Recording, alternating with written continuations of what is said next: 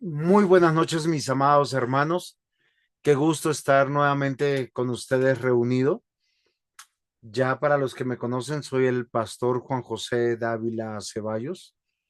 Soy profesor del seminario MINS y decano académico del seminario en Colombia. Hoy nos complace tener un curso que se me ha pedido y que tiene que ver con una introducción, una reseña al Nuevo Testamento. Entonces, antes de comenzar, quería pedirle si alguien de ustedes tuviera la gentileza de poder orar.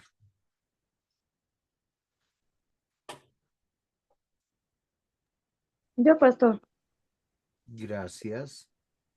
Señor, te damos gracias en esta noche, Señor, porque nos reunimos nuevamente, Señor, para meditar en tu palabra, para seguir siendo enseñados, Señor.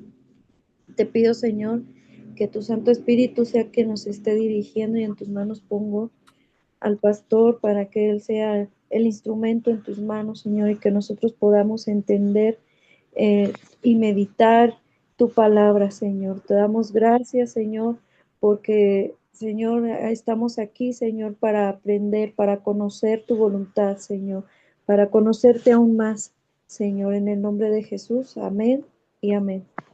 Amén, mis amados hermanos. Qué gusto conocerle y gracias, mi hermana, por su oración. Hoy Amén, nos, pastor. perdón. No, Sí. solo dije amén. Ok, sino por la distancia. Entonces, vamos a hacer una reseña del Nuevo Testamento o una introducción al Nuevo Testamento. Cuando nosotros abrimos nuestras Biblias, normalmente nosotros vamos a ver Antiguo y Nuevo Testamento. Eh, Hay algo que es muy particular. La reseña del Nuevo Testamento es la continuidad del Antiguo Testamento. Eh, es muy importante que nosotros consideremos que el mensaje es uno solo así, que está concatenado, que para nosotros entender correctamente el Nuevo Testamento, tenemos que tener conocimiento del Antiguo Testamento. Cualquier doctrina que uno piense que es nueva o novedosa del Nuevo Testamento, que no esté anclada de alguna manera en el Antiguo Testamento, es un grave peligro para nosotros, porque puede ser una herejía. No sé si, como yo les he dicho en el curso anterior, yo estoy dispuesto a cualquier pregunta, a cualquier aclaración, a cualquier participación, y de hecho para mí tiene nota. Entonces, yo normalmente tomo nota del estudiante y le califico una nota para que le vaya bien en sus, en sus calificaciones finales. Entonces, hay nota de asistencia, hay nota de exposición y hay nota de examen. Al finalizar la clase, enviaré a la hermana Mirna, eh, respectivamente, el examen para que lo puedan entregar hasta el día viernes. Se califica 10 sobre 10. Después del viernes ya calificamos sobre 8. Entonces, para que ustedes sepan, mis queridos hermanos. Entonces, volviendo a nuestro tema de la introducción al Nuevo Testamento, la agenda de este curso, la estructura de este curso lleva de la siguiente manera. Vamos a tener hoy dos partes, una introducción y la continuidad de por qué tenemos el Nuevo Testamento. Y lo que yo les decía hace un instante, si nosotros no entendemos el Nuevo Testamento a la luz del Antiguo Testamento, puede que tengamos una herejía. ¿Por qué razón? Porque hay una unidad en el mensaje. Quisiera preguntar si está claro lo que acabo de decir y si usted de pronto recuerda algún tema de la escritura que nos lleve a pensar que es solo ese tema del Nuevo Testamento. Entonces, los escucho, mis hermanos.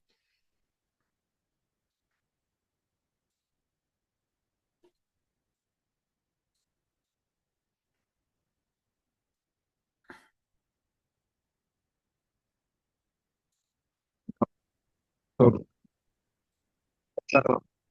¿Aló? Sí. Denis, cuéntame.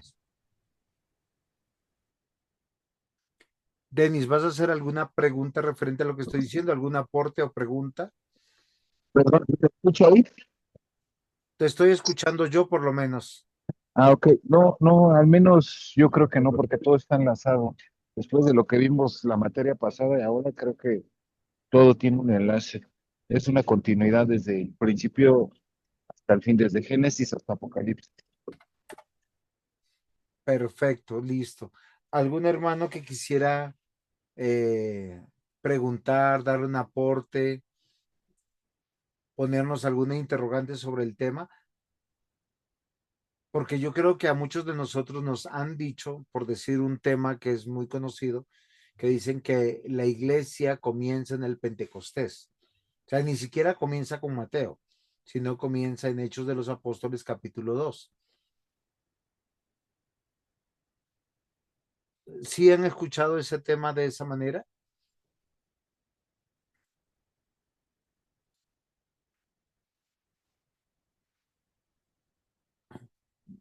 Hoy muy bien. Están un poco tímidos, les hizo daño una semana de descanso.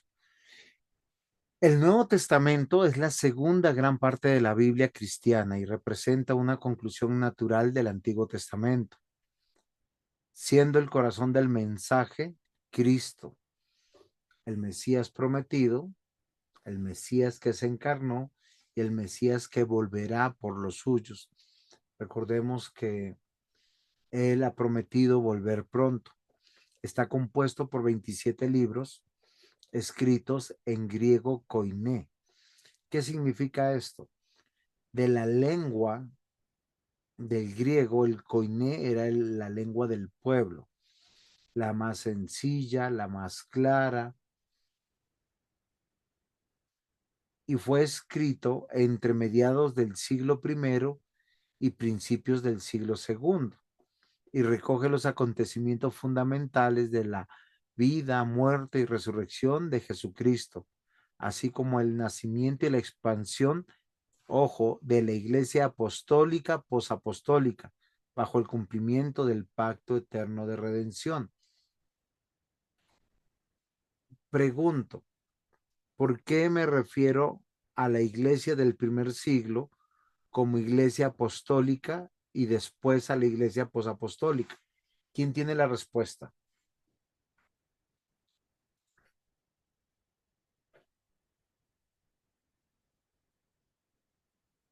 La idea es que pierdan el miedo y participen con sus conocimientos de estudios bíblicos.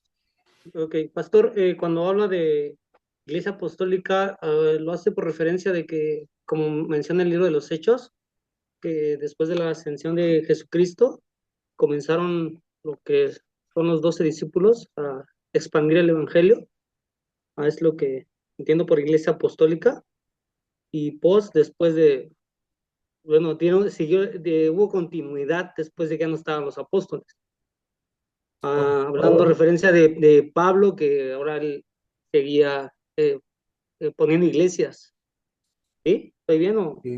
Perfecto, perfecto. Tienen toda la razón que lo que tú estás diciendo y nos estás dando a acotación.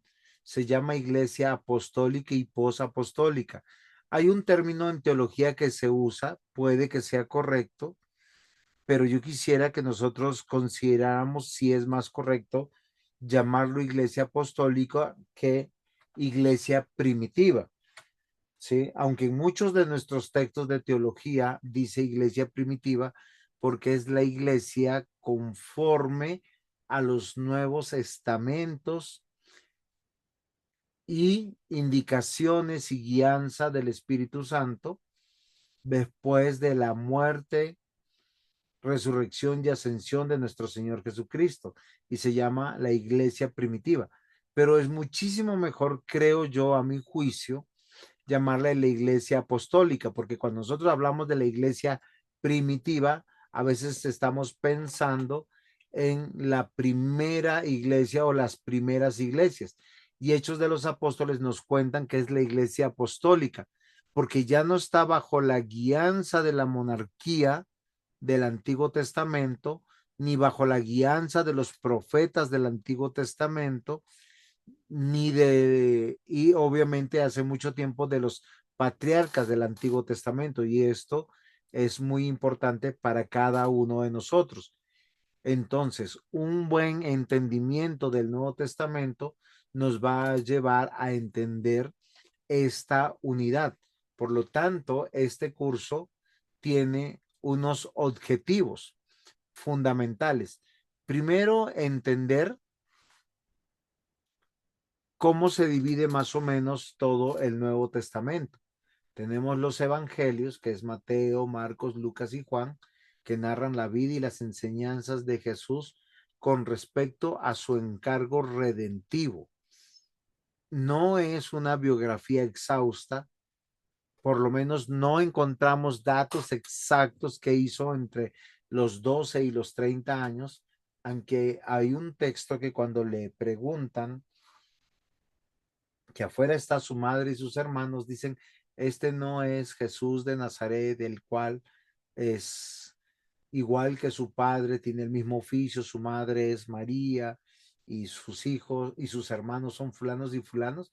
Entonces nos da a entender como que él pasó entre los 2 y los 30 años en Nazaret como cualquier hijo, bajo la instrucción de la sinagoga, bajo la instrucción de los rabinos, pero también bajo el cuidado de sus padres, entendiendo que la mayoría de edad para los judíos era de los 30 años. Luego tenemos Hechos de los Apóstoles, que relata la historia de la iglesia primitiva o apostólica, mejor, especialmente las misiones de Pedro y de Pablo. Tenemos las epístolas, cartas escritas por los apóstoles como Pablo, Pedro, Santiago, Juan, dirigidas a las comunidades cristianas. Están escritas en un orden de mayor a menor, o sea, de mayor extensión a menor extensión. Por eso Judas es una de las cartas antes del Apocalipsis, que es la más cortica de todas. Y finalmente tenemos el Apocalipsis, que es un libro profético, escatológico, que usa un lenguaje simbólico para hablar del triunfo final de Dios sobre el mal, el término de la historia de la redención. El Nuevo Testamento no solo completa al Antiguo Testamento, sino que lo cumple, presentando a Jesús como el Mesías prometido. Su mensaje central es el Evangelio, las buenas nuevas, la salvación por fe en Cristo y la invitación a una vida transformada por el amor y la gracia de Dios bajo el pacto eterno de redención. Entonces, nosotros fundamentalmente tenemos que considerar esto. Aquí tenemos un equipo de documentos que hacen algo maravilloso para nosotros. Es comunicarnos cómo concluye la historia. Están los evangelios sinópticos, que son 3, Mateo, Marcos, Lucas y el de Juan. Se considera un quinto evangelio a Hechos de los Apóstoles, las epístolas, que es un llamado de Dios, y las revelaciones, cuando todo llega a su clímax o el cumplimiento, todas las visiones del apóstol Juan. Ahora, hay que hacer una aclaración para que nosotros podamos comprender este Nuevo Testamento, entender el origen y significado del término Nuevo Testamento. Nuestra Biblia está dividida en 2 secciones, llamado Antiguo y Nuevo Testamento, pero exactamente ¿qué significa? La palabra griega para testamento la que tenemos en pantalla, está en latín, que es testamentum, o en el griego que se usó, que es diak, que significa testamento o pacto. O sea, ¿qué significa esta palabra? Que se pudo haber traducido como testamentum o pacto, pero usado en relación con el nuevo pacto, que sería la mejor traducción, se dejó por el latinismo testamentum. Ahora, simplemente para aclarar algo que nosotros a veces pasamos por alto, que estamos hablando del mensaje de Dios, que es el pacto eterno de redención. Por eso nuestro hermano hace un rato, cuando nos hizo el llamado de atención, si unimos la introducción del curso del Antiguo Testamento con el Nuevo Testamento, vamos a hallar que hay un solo mensaje. Y como ya les había dicho en el curso anterior, ese mensaje se ve en 3 tiempos de manera más clara: la promesa del Mesías, la llegada del Mesías y el cumplimiento de la próxima venida del Mesías. Entonces, el uso de la palabra pacto de Dios designa más bien una relación como Dios se está comunicando con nosotros y cómo nosotros podemos recibir sus promesas, que son sí y amén para nosotros. El Antiguo Testamento o pacto es principalmente un registro de los tratados de Dios con su pueblo en base del pacto del Mesías prometido, donde en el Nuevo Testamento o pacto, como nos señala las Escrituras, describe el cumplimiento de Dios con los hombres y de la llegada del Mesías en el cumplimiento para salvación, sobre la base de que Dios prometió una salvación. Debemos recordar que hay 2 posturas teológicas: o entendemos que Dios tenía un pacto eterno antes de la fundación del mundo, o Dios creó todas las cosas y después de que el hombre cayó en pecado, hizo un nuevo plan. Y como yo ya les he explicado, lo más correcto es pensar de acuerdo a como la misma escritura nos dice, ya había un pacto y ese pacto fue hecho en la eternidad, donde la promesa del Redentor es la parte central de todo el mensaje. La promesa que Dios salva, que Dios tiene un pueblo, una asamblea, una congregación. Entonces, cuando nosotros pensamos en el Nuevo Testamento, estamos pensando en el nuevo pacto. El antiguo pacto revela la santidad de Dios en el estándar moral de la ley y prometió un próximo redentor. Y el nuevo pacto muestra la santidad de Dios en su Hijo justo, santo, sin pecado. El Nuevo Testamento, Nuevo Pacto, entonces contiene las escrituras que revelan el contenido de este nuevo pacto, cosa que el Señor Jesús nos explica mucho en el Sermón del Monte, cuando él dice: no he venido a abrogar la ley, sino a cumplirla. De hecho, él aterriza el mensaje de la Torá al pueblo de Dios, corrigiendo lo que los ancianos y los antiguos habían enseñado sobre la ley de Dios, haciéndonos recordar cuál es realmente su demanda y volviéndonos a la escritura. Él mismo dijo que la palabra de Dios no pasará. Jeremías 31:31 dice: he aquí que vienen días, dice Jehová, en los cuales haré un nuevo pacto con la casa de Israel y con la casa de Judá. Pregunto, queridos hermanos, cuando Jeremías dijo esto, ¿es que iba a ser un nuevo pacto?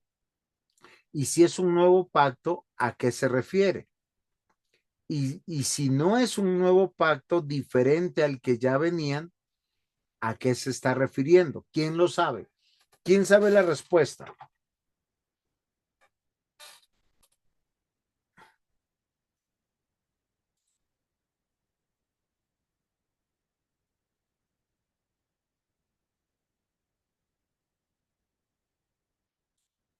¿Alguno que quisiera participar?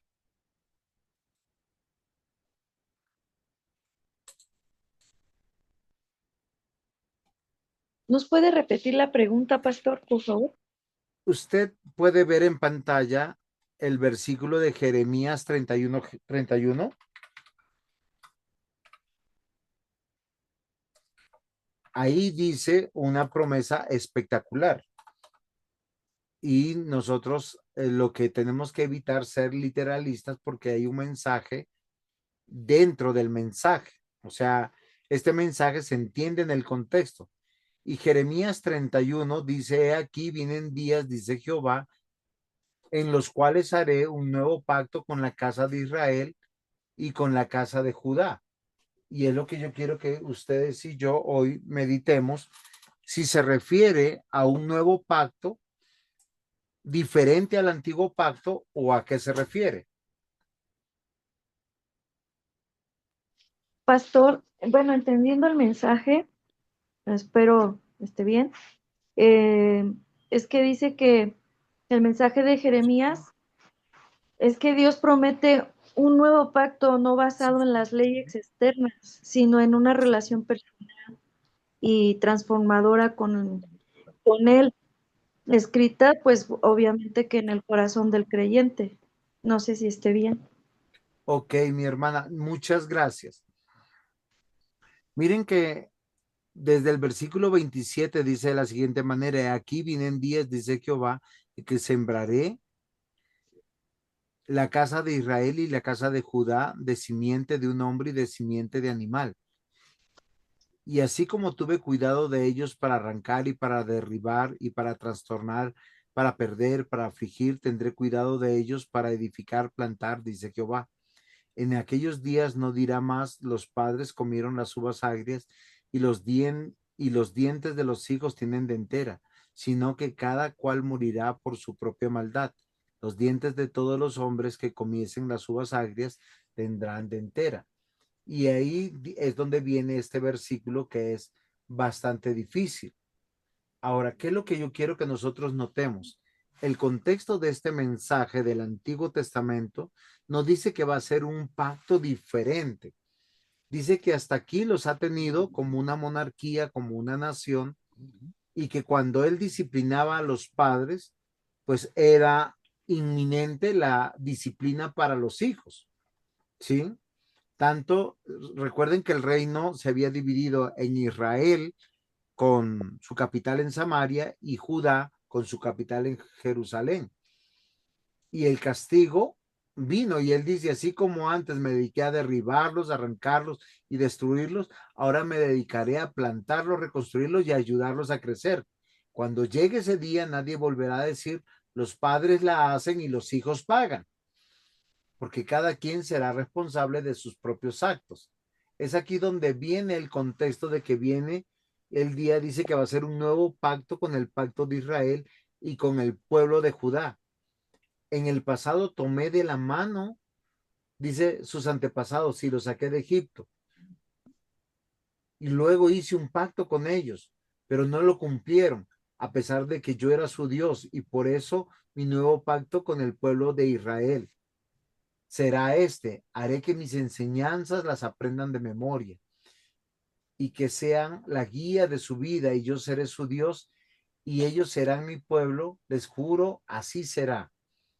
Miren que la palabra del Señor nos dice que no faltará que hayan maestros que les enseñen a conocerme, porque todos me conocerán. Y yo creo, Luz, que tú tienes razón en el sentido de que la palabra de Dios es grabada en el corazón del hombre, pero hay un pero ahí. La relación Pastor, de Dios con su pueblo siempre ha sido la misma. Escucho. bueno, pienso que precisamente antes estaban basándose en los principios de la ley y al ver que no había cumplimiento, entonces el Señor establece un nuevo pacto que viene a ser a través de Jesucristo, porque Él lo dice cuando dice, esta copa es el nuevo pacto en mi sangre, que por ustedes es derramado. Entonces, el nuevo pacto se cumple en el Nuevo Testamento, ¿no? ¿Es una afirmación o una pregunta? Sí, es una afirmación. Ok, muy bien. Vamos a aclarar algunas cosas para, no siempre cuando las palabras son iguales en diferentes contextos significan lo mismo. Cuando el Señor Jesús dice en Lucas 22, ¿sí? Levantando la copa, esta es la sangre del nuevo pacto. Él está prometiendo que él está cumpliendo y que está muriendo por todos y cada uno de los que ha prometido salvar. Recuerden que todo Juan, en la parte cuando nos muestra que él es Dios, él dice que él va a salvar a todos los que el Padre le trajere y todos los que él le trajere, él no los echará afuera y los resucitará en el día postrero. ¿Eso es así, Mirna, o no? Sí, Muy sí. bien. Entonces, te hago una pregunta, Mirna. ¿Salvos desde qué momento de la historia bíblica hay?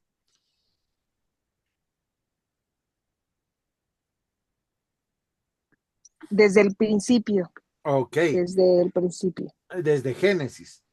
¿Cuál ha sido Exacto. la relación de Dios con todos los salvos desde Génesis hasta Apocalipsis? ¿Es por el cumplimiento de la ley o por gracia? Por gracia. O sea, fíjate que la ley es necesaria que se publique, que se manifieste para poder juzgar a todos los hombres. Pero los hombres que son, cuando digo hombres, estoy hablando de humanidad, hombres y mujeres, pero los hombres o la humanidad que va a ser salvada, que serán llamados hijos de Dios, son salvados por gracia. Fíjense que lo que está diciendo Jeremías es que en el Antiguo Testamento, sobre todo en la parte de la monarquía, el pueblo de Dios muchas veces pecaba y nosotros vemos que hay varios juicios en el desierto, en la conquista de la tierra prometida, en la monarquía. Cuando uno lee Reyes y Crónicas, uno se da cuenta que hay reyes que buscan la voluntad de Dios y viene la bendición. Cuando viene la bendición, viene la paz, la prosperidad. Las personas quitan los altares a los ídolos, vuelven a Dios y prosperan. Pero cuando se levanta un rey malo, que se casa con mujeres no cristianas, vuelven los ídolos, vuelven la apostasía y viene la disciplina de Dios. Y allá sufrían todos, ¿sí o no? Sí, Jeremías 31 está diciendo eso. Sobre todo en esta época donde Dios está gobernando su pueblo a través de una monarquía, Él les había dicho, si ustedes se vuelven a mí, yo me volveré a vosotros. Y cada vez que nosotros vemos un rey como Joás, como Josías, o sea, hay varios reyes que buscan la voluntad de Dios y viene paz, prosperidad y comunión con Dios. Pero en cuanto se alejaban, venía la disciplina y esa disciplina llegaba a los padres desobedientes y por ende llegaba también a los hijos de los padres desobedientes. Ahora, ¿qué dice? Haré un nuevo pacto con ustedes. No va a ser más así. Y fíjense que en el Nuevo Testamento la historia continúa y nos va mostrando que la salvación sigue siendo la misma. Por gracia, porque es por medio de creerle a Dios y tener fe en su Mesías que morirá por nosotros para el perdón de nuestros pecados. La ley siempre está escrita en el corazón de todos los hombres. ¿Por qué razón? Porque es la única manera por la cual ellos entienden que están violando la ley o están en rebeldía con Dios. Fíjense que, bueno, yo sé que pasa en México, pasa en Colombia y pasa en Perú. Hay muchas tribus o indígenas o culturas propias de una región, por decir ustedes tienen los mayas y los aztecas en gran mayoría y hay otras más pequeñas. ¿Si es así o no es así? Así es, pastor, así es. Ok, pero por alguna razón hay leyes morales que son de común entre mayas, aztecas, culturas precolombinas, culturas incaicas o preincaicas, que uno dice, por decir, todas las culturas de una u otra manera dicen que matar es malo y castigaban el asesinato, castigaban el robar, castigaban la pereza. En los incas, en los peruanos, hay una ley que hay tres leyes del imperio incaico: Amasúa, Amaqueya, Amayaya, que era no seas ladrón, no seas perezoso, y ay, el otro se me olvidó. Pero fíjense que eso tiene que ver con la ley de Dios, pero ninguna de nuestras culturas antiguas fueron permeadas por el cristianismo, porque América creció o se desarrolló separada de Europa. ¿Sí sabían eso o no?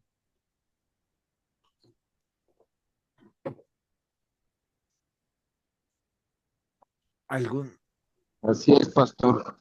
Muy Fuimos bien, conquistados Sí, en 1492. exactamente. Y eso es muy interesante. Pero fíjense que la ley de Dios fue escrita en el corazón de los hombres. Los hombres saben que eso es malo. Y uno dice, wow, ¿qué pasó? ¿Sí? Es Amasúa, no seas ladrón; Amaquella, no seas mentiroso; y Amayuya, no seas ocioso. Eso es quechua, para que sepan. ¿Qué días estuve dando clases con unas iglesias que hablan quechua y estuve aprendiendo un poquito y recordando de mi propia cultura? Y como les digo, la ley de Dios está en el corazón, pero por eso el hombre sabe cuando está pecando. Entonces, el nuevo pacto tiene que ver con que Dios nos juzga a cada quien por nuestras obras, pero el juicio es a través de lo que Cristo va a hacer. Y dice, he aquí vienen días, dice Jehová, en los cuales haré un nuevo pacto con la casa de Israel, y esa casa de Israel, ¿qué va a gozar? Versículo 31 dice eso. El 32 dice, no como en el pacto que hice con sus padres, el día que tomé de la mano para sacarlos de la tierra de Egipto, porque ellos invalidaron mi pacto, aunque fui yo un marido para ellos, dice Jehová. Pero este es el pacto que haré con la casa de Israel después de aquellos días, dice Jehová. Les daré mi ley en su mente, las escribiré en su corazón, y yo seré a ellos por Dios y ellos serán mi pueblo. Y recordemos que tanto Jeremías como Ezequiel nos recordaron que aquel que nace de nuevo en Cristo recibe un espíritu nuevo, un corazón nuevo, el espíritu de Dios. Ahora, la ley está en el corazón de todos los hombres, pero ahora pueden cumplirla, tienen la libertad y la capacidad de cumplirla. Esa es la gran diferencia, que todo aquel que nace de nuevo puede recibir este corazón nuevo, un espíritu nuevo y el espíritu de Dios. Ahora, solo en el Nuevo Testamento el espíritu de Dios venía a morar al corazón del creyente. ¿Por qué en el Antiguo Testamento no venía a morar sobre el corazón del creyente? ¿Quién sabe la respuesta?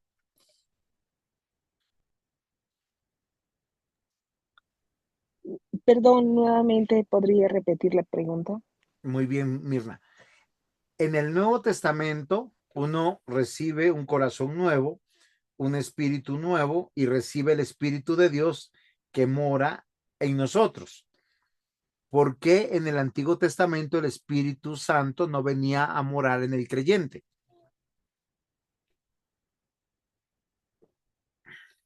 Porque Jesús fue el que nos dio al Consolador, al Espíritu Santo, pastor, porque antes Perfecto. de él no existía no existía el Espíritu Santo como tal aquí en la tierra. Ok, fíjense que el Nuevo Testamento nos empieza a entender que el nuevo pacto es el cumplimiento que Cristo hace y él por eso, con su muerte, el momento de que él dice, Padre, en tus manos encomiendo mi espíritu, dice que él murió y vino una oscuridad total, vino un terremoto. ¿Y qué más pasó? Pasa algo extraordinario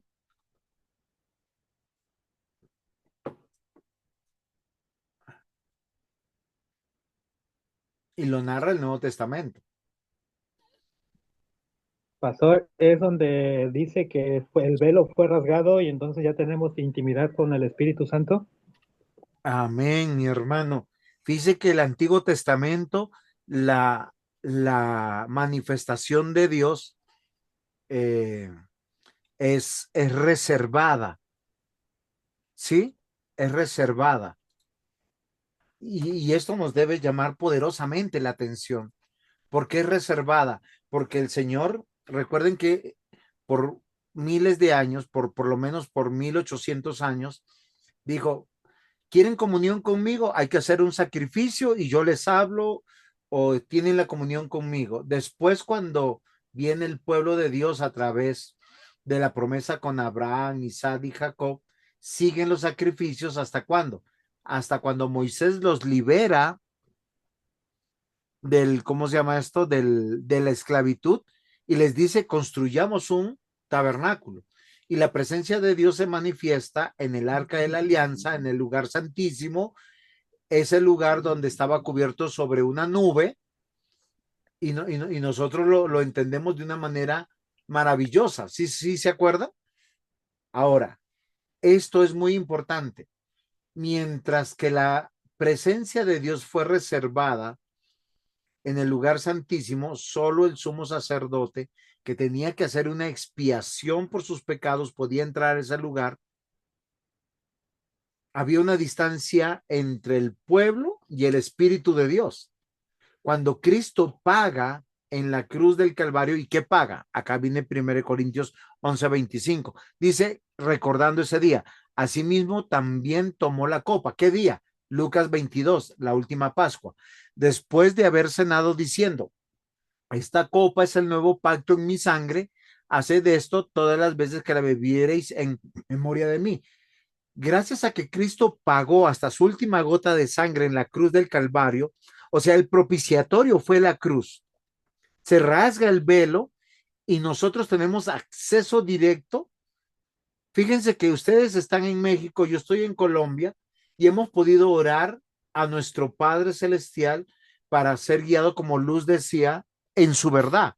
Y el Nuevo Testamento es una continuidad de una historia con la otra para que nosotros podamos entender que el pacto es uno solo. ¿Es claro hasta aquí? Sí, pastor. Perfecto. Entonces miren lo interesante que nosotros tenemos que considerar. Naturalmente tenía que haber una conclusión de estas historias. ¿Por qué hoy nosotros entendemos que el Espíritu Santo no venía a morar donde las personas del Antiguo Testamento? Porque Cristo no había muerto. Cristo es el Cordero de Dios. Todo Hebreos nos dice que Él es el Cordero de Dios y que Él es el sumo sacerdote. O sea, Él es el sacrificio y el que presenta en un tabernáculo no hecho a manos. ¿Para qué? Para que el Espíritu Santo venga a morar a nosotros. Y el Nuevo Testamento nos dice, esa es la gran diferencia de este nuevo pacto.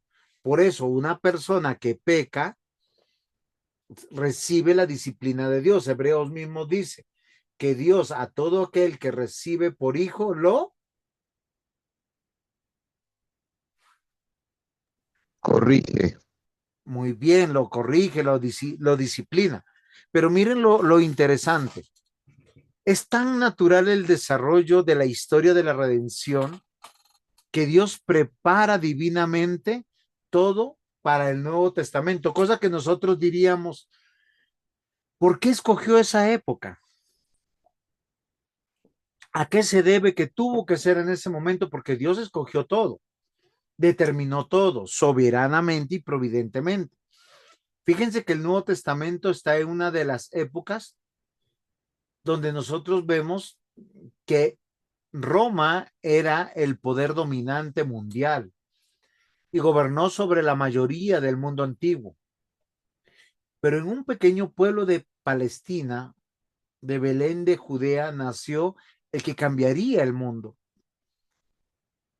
Acerca de esta persona, el apóstol Pablo escribió: pero cuando la plenitud del tiempo llegó, Dios envió a su Hijo nacido de mujer, nacido bajo la ley, es decir, el antiguo pacto, de varias, ¿sí?, especies y maravillosas maneras, perdón, de varias especiales y maravillosas maneras, Dios había preparado al mundo para la venida del Mesías. Y varios factores contribuyeron a esta preparación. El mundo que nosotros hoy lo conocemos como Palestina, no se llamaba Palestina en ese momento, estaba influenciado por un mundo grecorromano, donde confluía sabiduría, escritura, tecnología, poder socioeconómico, político, y era uno de los imperios más ecuménicos, pero a su vez más crueles y sanguinarios de la época. La preparación para la venida de Cristo es la misma historia del Antiguo Testamento. El pueblo de Israel, los judíos, fueron escogidos por Dios entre todas las naciones para ser una posesión valiosa en ese momento, como un reino de sacerdotes y una nación santa, como dice Éxodo capítulo 1, versículos 5 al 6. Y consideremos, las promesas de Dios fueron dadas a este pueblo y este pueblo se encargó de guardarlas, de atesorarlas. A ellos se les reveló desde Génesis hasta cada uno de los personajes como Abraham, Isaac y Jacob, que ellos serían los custodios del mensaje de Dios, de la palabra de Dios. Recuerden que Moisés dice de la siguiente manera en Deuteronomio 29:29, las cosas secretas pertenecen a Dios y las reveladas, ¿para quiénes son? Para Para nosotros, nosotros, Falta, es para nosotros y nuestros. hijos. Perfecto. ¿Por qué? Porque hay un pacto con un pueblo de generación en generación, hay un remanente consistente. Por eso nosotros no podemos decir que hemos salido de la Iglesia Católico Romana, porque la Iglesia Católico Romana no existía como existe hoy. La Iglesia se había desviado y en el siglo XVI hubo una protesta de las personas de la Iglesia que Dios levantó para volver a la forma, no para fundar una nueva religión, sino para que la Iglesia del Señor volviera como muchas veces Dios ha obrado. Por consiguiente, el Antiguo Testamento está lleno de Cristo. Anticipó su venida como un sufriente y glorificado Salvador. Además, no solo de las muchas profecías tan precisas como de personas, lugares, condiciones y circunstancias. El mundo del Nuevo Testamento, del Nuevo Pacto, tenía que esperar al Mesías. Y aunque desde el principio los hombres manifestaron su rebelión, su obstinación, su desobediencia, contra todo pronóstico, Dios tenía manifestando su plan de redención conforme él lo había planeado. Y aun cuando el mismo pueblo, viendo a Jesús, no reconoció a Jesús porque Israel, los judíos, por su rebeldía, es indisciplinada y ellos son tomados en cautividad.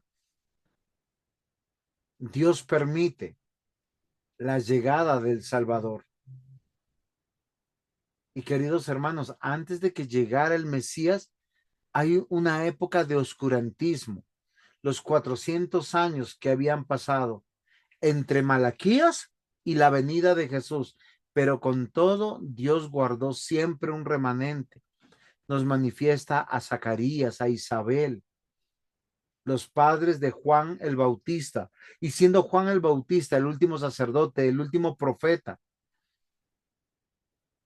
siendo en importancia posiblemente superior a cualquier otro, él tenía la expectación del Mesías.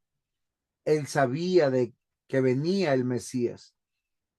En estos 400 años de oscurantismo, donde palabra de Dios no hubo para el pueblo de Israel, para el pueblo de los judíos, surgieron los fariseos, saduceos, esenios, celotes, herodianos, que son parte del mundo del Nuevo Testamento. Y con ello también surgen las sinagogas y un Sanedrín. Y fíjense que aunque el mundo ha cambiado y el pueblo de Israel está bajo un imperio romano, gobernada por un procurador, esto es importante, nace el Rey de Reyes, el Señor de Señores. ¿Por qué? Porque Dios nos da un contexto histórico, significativo. Ese Salvador, contra todo pronóstico, iba a ser un ministerio de 3 años y medio. Iba a tener sus discípulos, iba a capacitar hombres para proclamar su evangelio. Y en este tiempo, donde cualquiera de nosotros diría, ¿por qué y cómo van a ser el Cristo? Tal vez era el momento histórico menos indicado. ¿Por qué razón? Por la adversidad que había.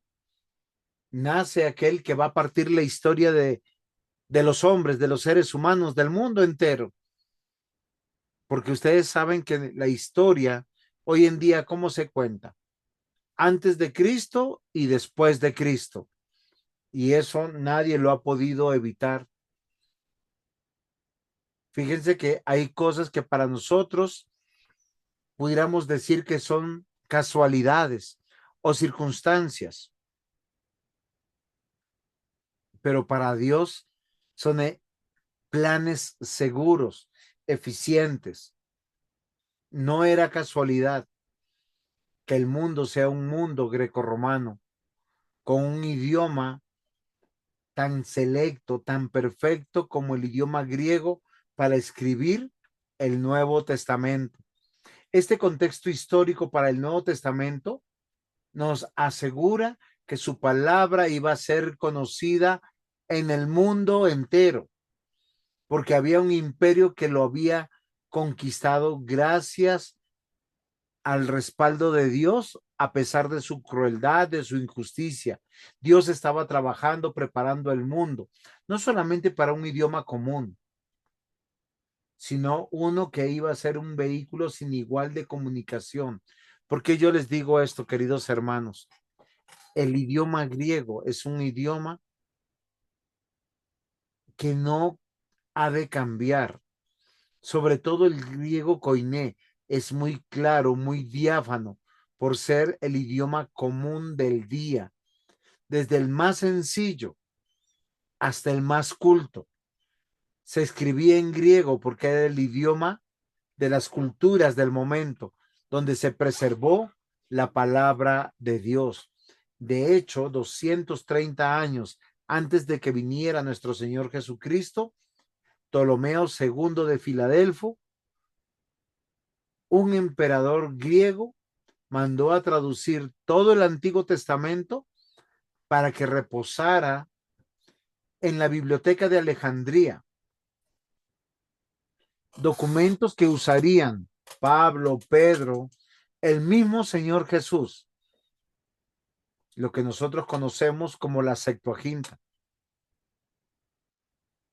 Nosotros tenemos que considerar, mis amados hermanos, que Dios es el Dios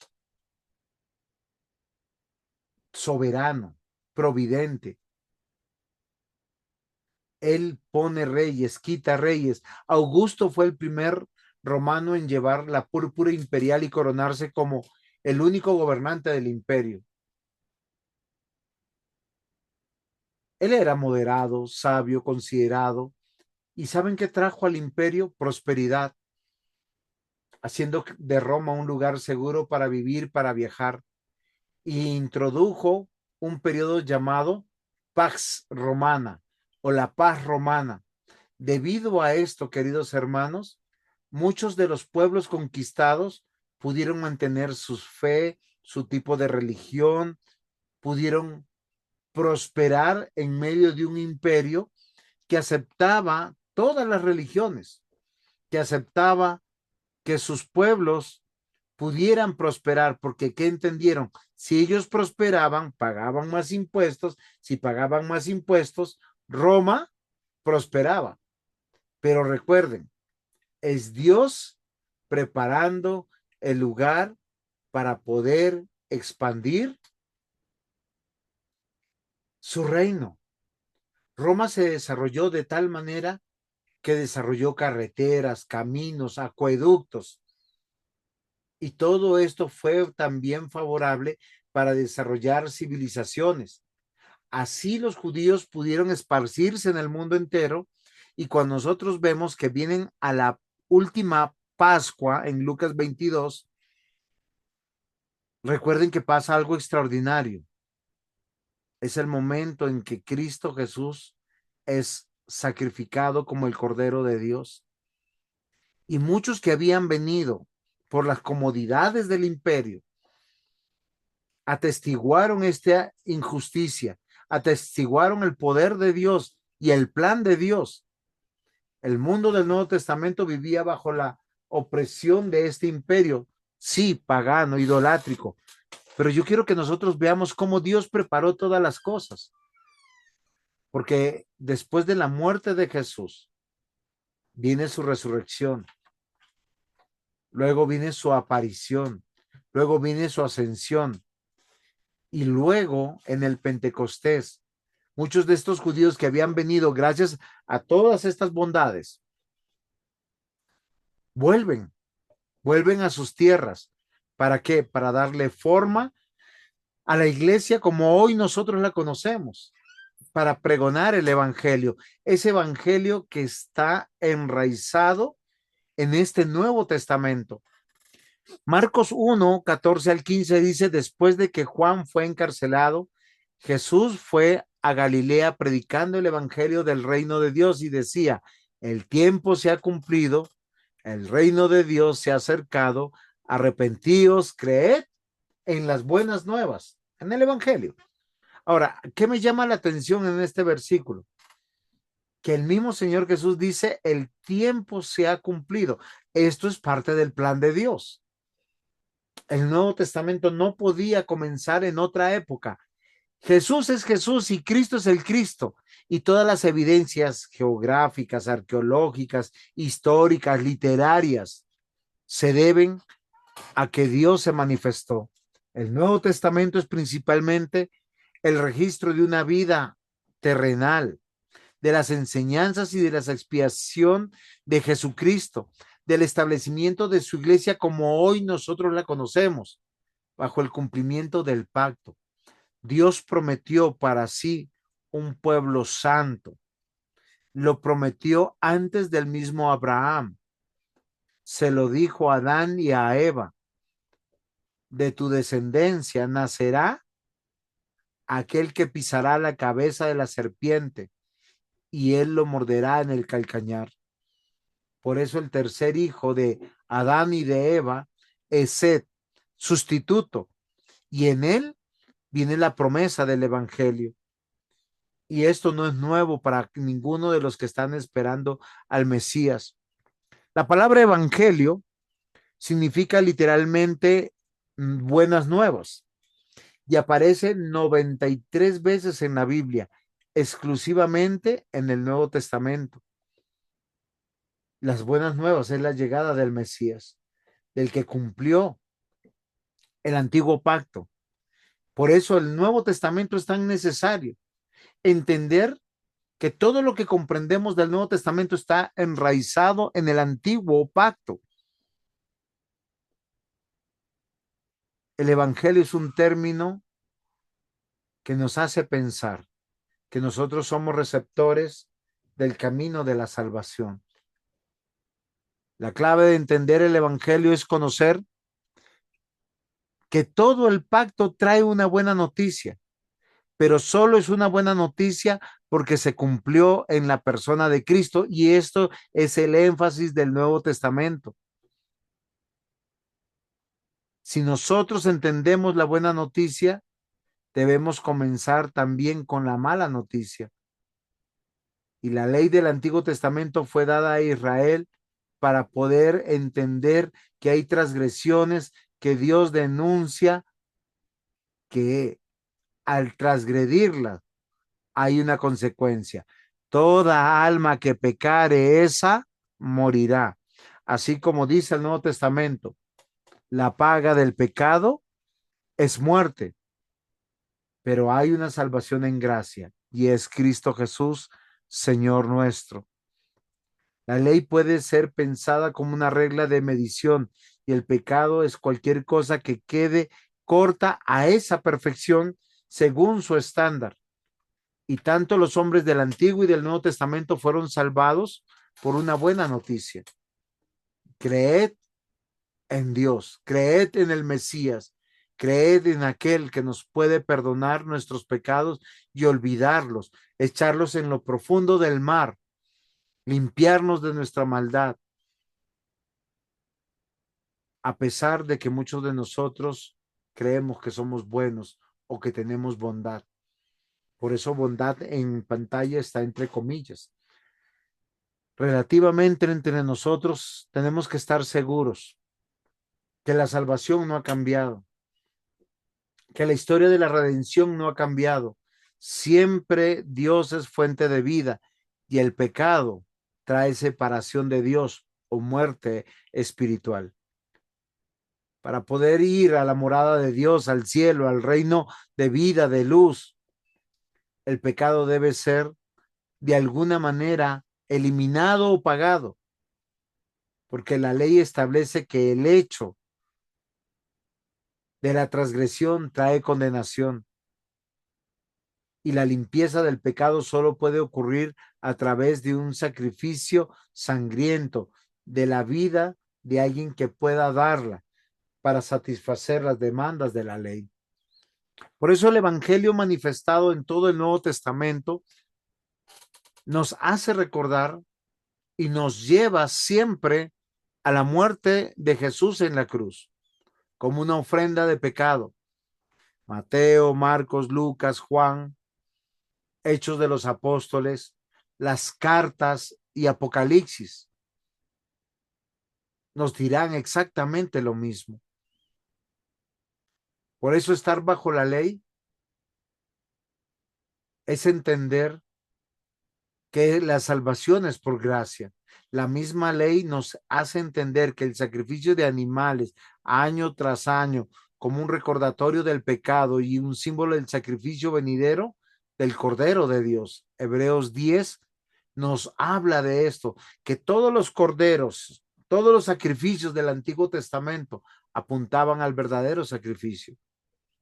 Cuando Cristo se ofreció en el Calvario, este símbolo, esta realidad de este sacrificio sería la obra expiatoria que nos permite el acceso al Nuevo Testamento.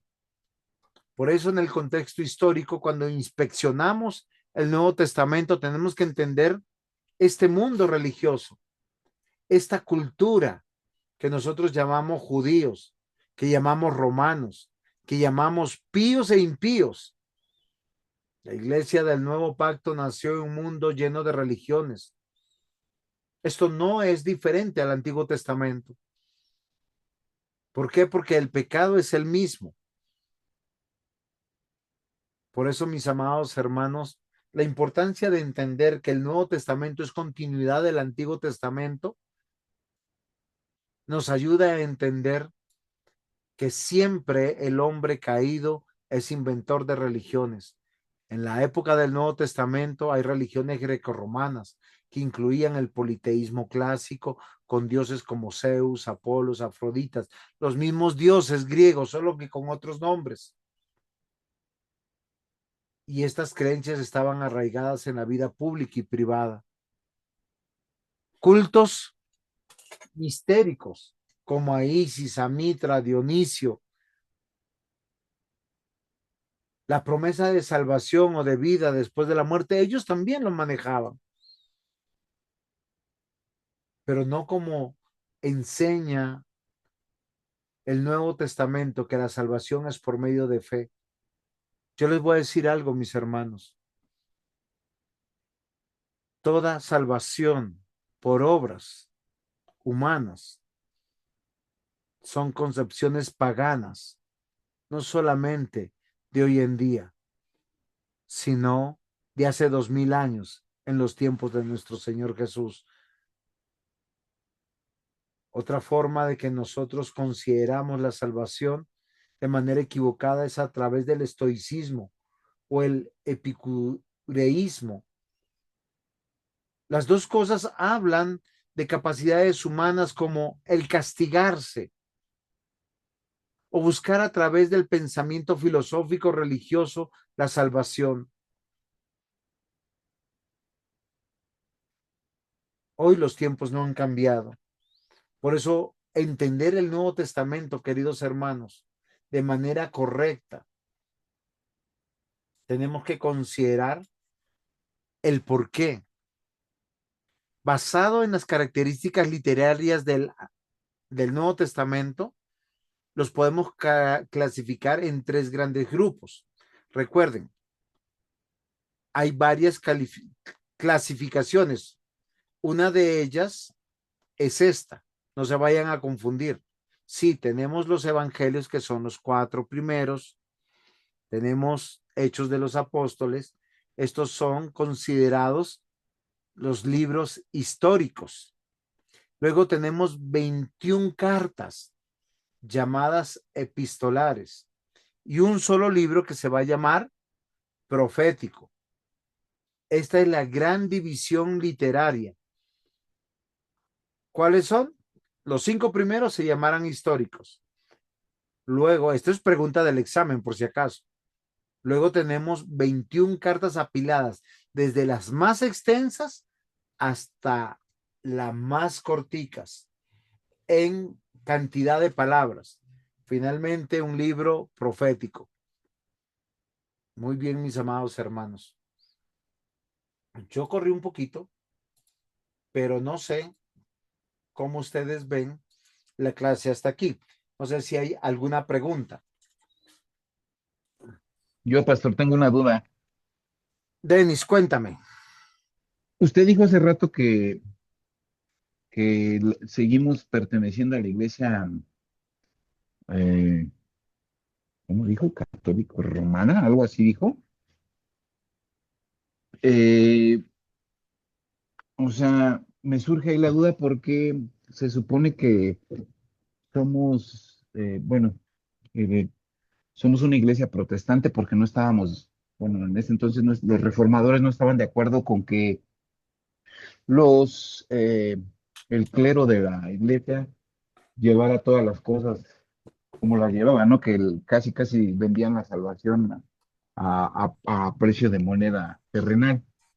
Entonces, eh, ¿seguimos perteneciendo a esa misma corriente o, o qué es lo que somos actualmente? Muy bien, Denis. Una correcta comprensión de la Iglesia de Cristo es entender su continuidad.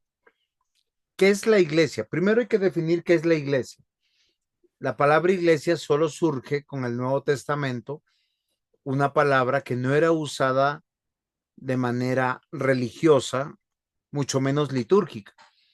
La palabra iglesia se usaba para convocar a las personas que salieran de sus casas afueras de la ciudad para una asamblea o una congregación sociopolítica y poder solucionar problemas de la comunidad.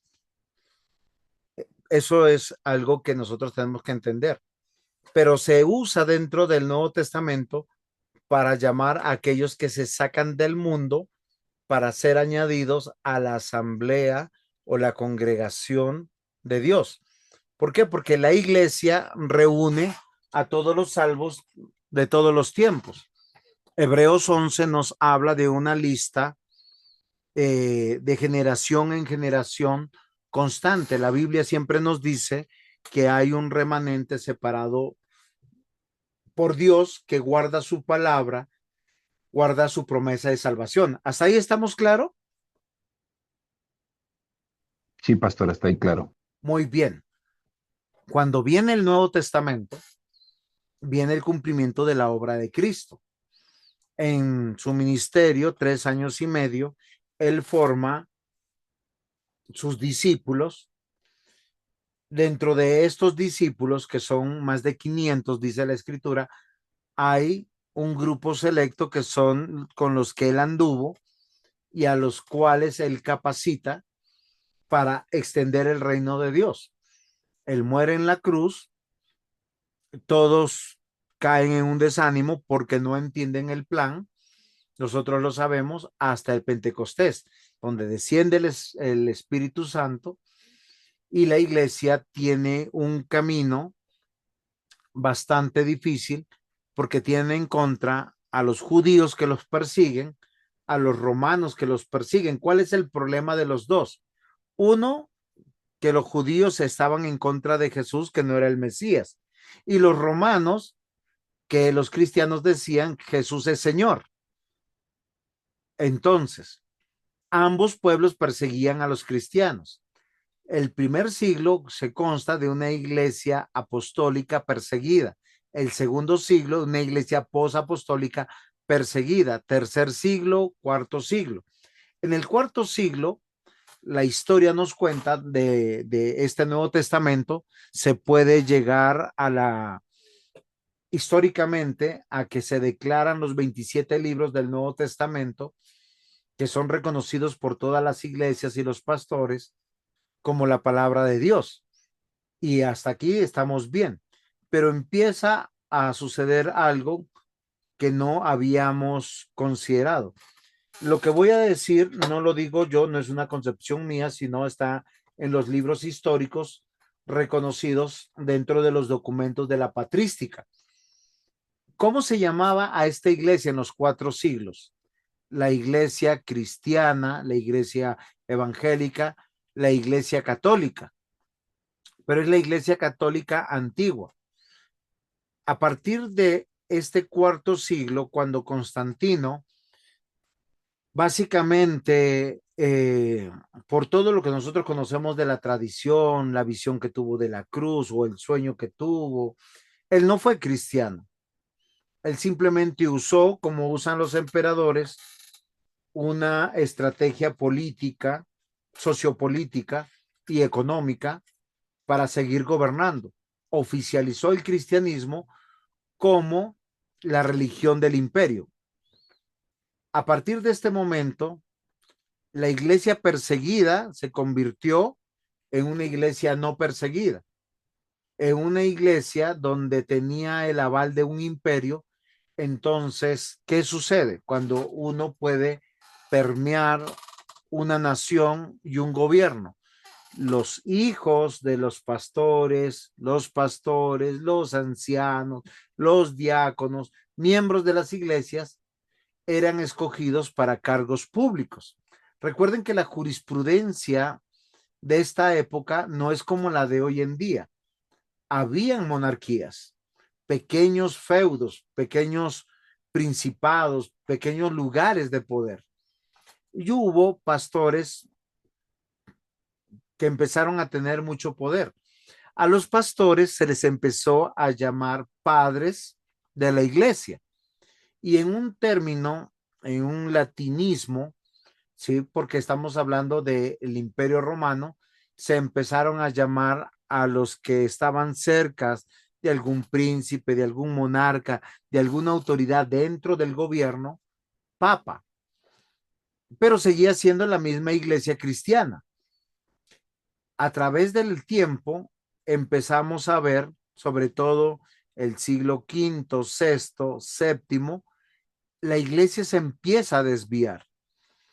Empieza el dogma de María, se empiezan a aceptar las imágenes, se habla del purgatorio. Luego en el siglo XI se promulga que los pastores no podían tener esposa e hijos, y viene la doctrina del celibato.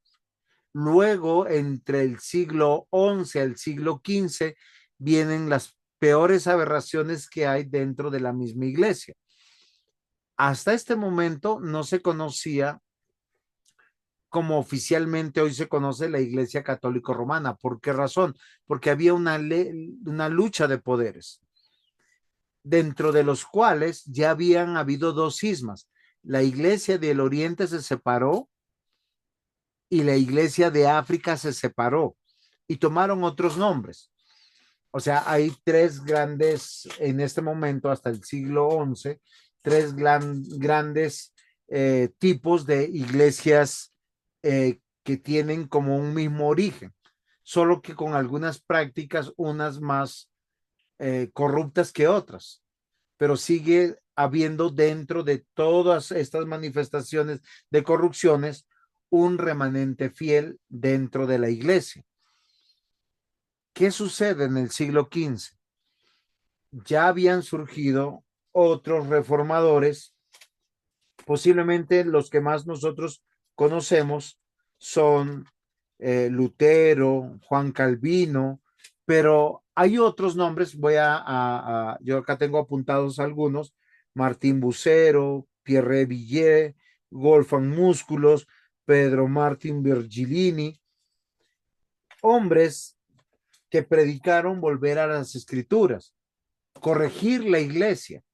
Ninguno de ellos, ni Calvino, ni Lutero, ni John Knox, ¿sí?, ni Zwinglio, dijeron vamos a fundar una religión diferente.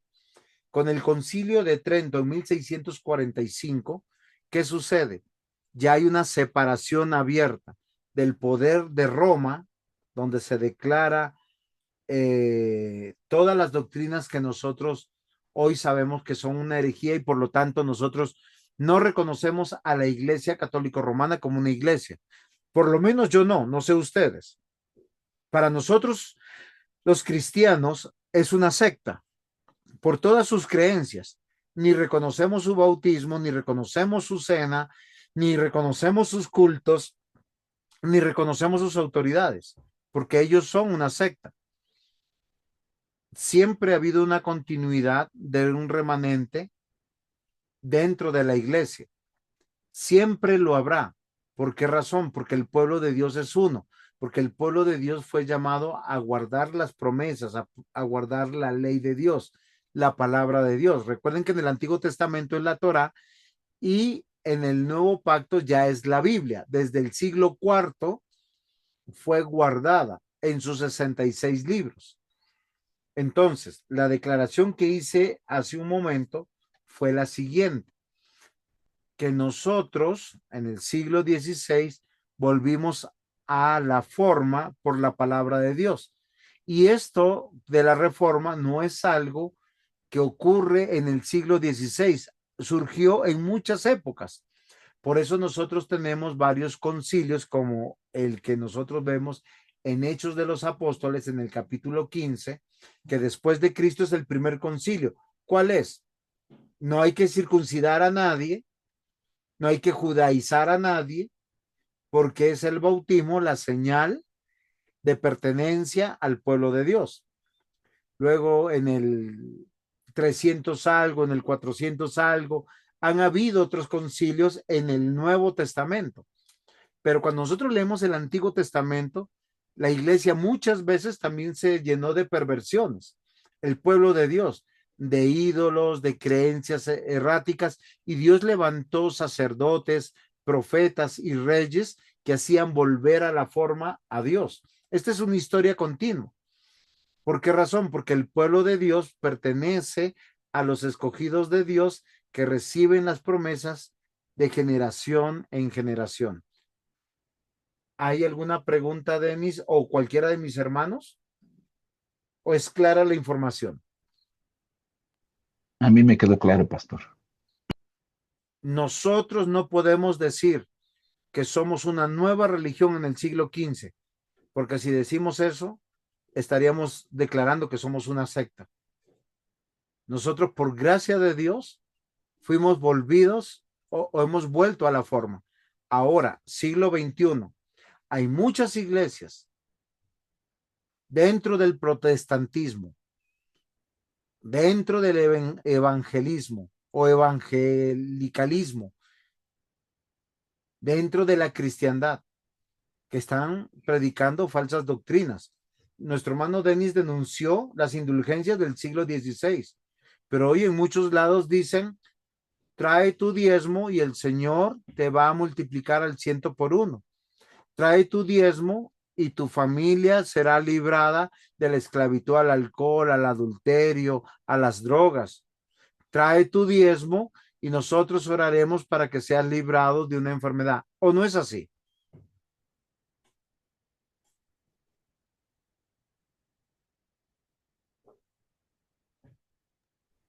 Sí, es correcto. Ok, ¿y Dios cómo nos hace volver a la forma? A través de su palabra.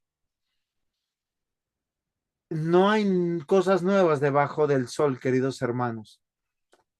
Todo lo que la escritura nos demanda es ser fieles a ella. Dios determinó quiénes la gobiernan, cómo se gobierna, cuáles son los alcances de la palabra de Dios, cómo nos permea para comportarnos dentro del hogar, dentro de la iglesia, en la sociedad. En México, en Perú, en Colombia, en Venezuela, en Bolivia, en Chile, en África, en la China, donde sea, porque la palabra de Dios es la misma y es tan poderosa para que el hombre de Dios sea perfecto en todos sus, y cuando digo es el hombre de Dios, es hombre y mujer en todos sus caminos. ¿Quedó claro, mis hermanos, o hay algo que no quedó claro? Con toda honestidad, queridos hermanos, se aceptan disensiones.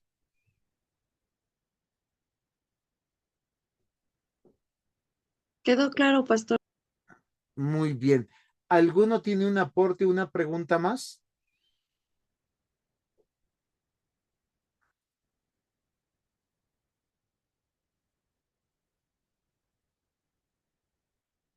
Hello. No, pastor. Muy bien, mis queridos hermanos. ¿Qué les recomiendo para que les vaya bien en el examen?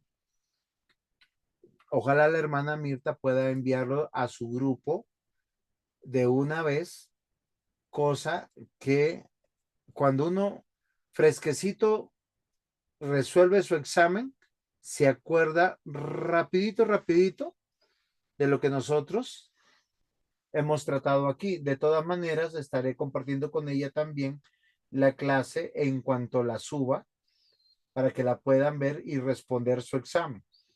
Recuerden que hasta el viernes calificamos 10/10. ¿Preguntas? ¿Aportes?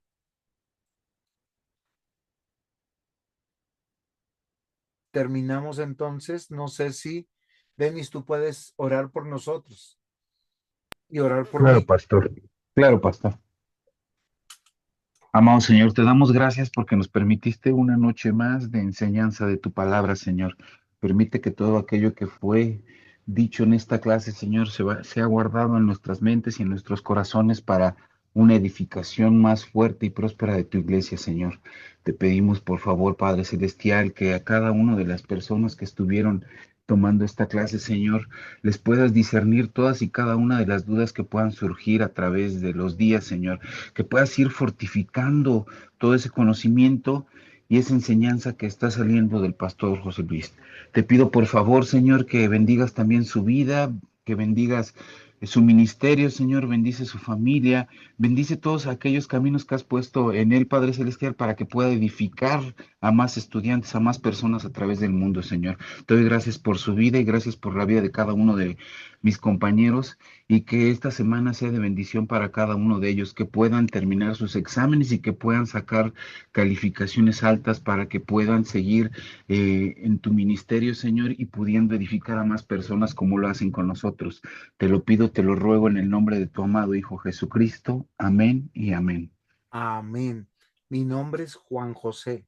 Ay, perdón, pastor, perdón. Si me va a bautizar, necesita agua. No, pastor, todavía no llego a eso. No, es una broma, mi querido hermano. El Señor les bendiga, en que el amor del Padre, la gracia del Hijo y la guía del Espíritu Santo esté con ustedes. Amén, pastor, gracias. Amén, Amén, amén. amén. Buenas noches, gracias. Amén. Adiós. Con su permiso, termino la reunión.